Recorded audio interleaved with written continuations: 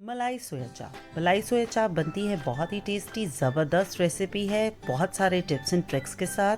तो बने रहिएगा मेरे साथ वीडियो के एंड तक। लेकिन उससे पहले फ्रेंड्स, मैं रिक्वेस्ट करना चाहूँगी, मेरा वीडियो आज का पसंद आया आपको तो प्लीज़ लाइक और शेयर कीजिएगा, ज़रूर सब्सक्राइब कीजिएगा मेरे चैनल को और बेल आइकन पे भी ज़रूर क्लिक कीजिएगा।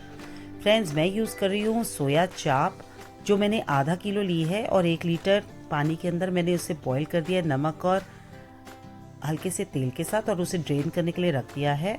और अब मैं बना रही हूँ मैरिनेशन के लिए थोड़ा सा बादाम, काजू और मैंने डाले हैं पीनट्स, और इसे हल्का गोल्डन करके मैं पीस लूँगी। हमने बिल्कुल महीन नहीं पीसना है, थोड़ा सा दरदरा पीसेंगे। अब जिस बोल में मैरिनेट करना है हम इसे ट्रांसफ़र करेंगे इस मिक्स को। साथ में ही डालेंगे 2 चम्मच मलाई या क्रीम, आपके पास जो अवेलेबल है आप वो डालिए। साथ में डालूंगी मैं 2 चम्मच दही, और साथ में जाएगा थोड़ा काली मिर्च पाउडर, नमक स्वाद अनुसार। साथ ही में डालेंगे हम 2 चम्मच ऑयल और इस मिक्स को अच्छे से हिला देंगे। साथ ही में जो चाप है उसको मैं अच्छे से काट दूंगी पीसेस में, आप अपने स्वाद अनुसार या जैसा आप चाहे वैसा आप इसे काट सकते हैं।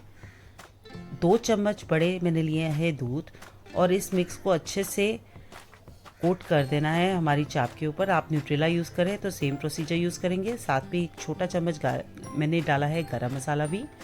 इसे कम से कम 1 घंटा इस मैरिनेशन में रहने दें, नहीं तो ज़्यादा भी रख सकते हैं तो और अच्छा लगेगा।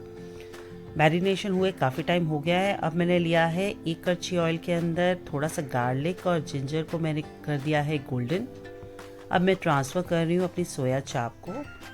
जिस चाप में मैंने किया था मैरिनेट, उसमें भी थोड़ा सा पानी डाल के मैंने ट्रांसफ़र कर दिया है, और इसे मैंने तेज़ सेक पे ही 1 से 2 मिनट पकाना है।